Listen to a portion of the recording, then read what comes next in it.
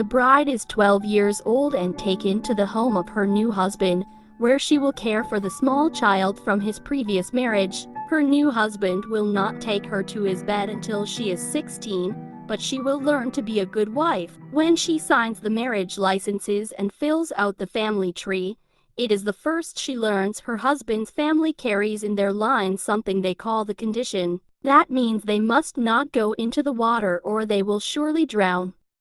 This story was set primarily in India, but jumped to a boy and his mother in Ireland. The boy would grow to be a man who would become a doctor, but before then tragedy would mar his life. The young man's name is Digby, and his mother, who had no husband, would hang herself, and Digby would find her body. Digby goes to medical school, then on to India to perfect his surgical skills.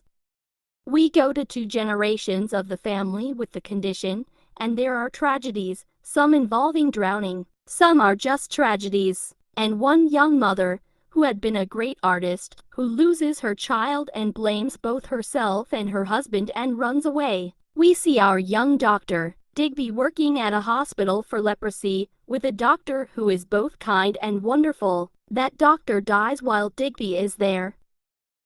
The young mother, Elsie, who ran away, went back home and had another baby while she was there. Elsie was very happy for a while, then began to seem sad. Then one day she went to the river and never returned. Her clothes were folded on the bank, but she was gone.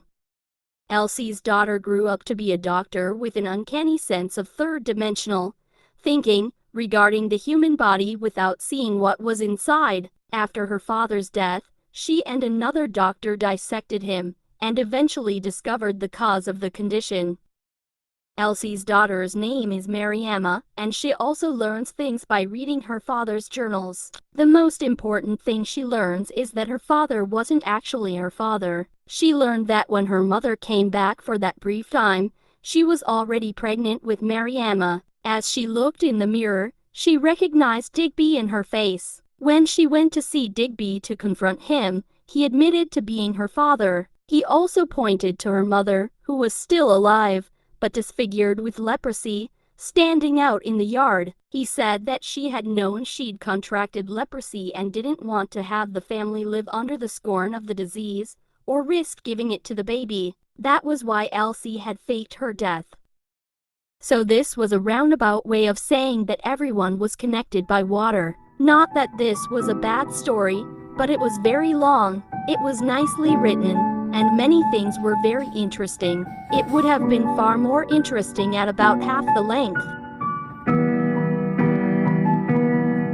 If you find it good, please give me a like and subscribe to the channel.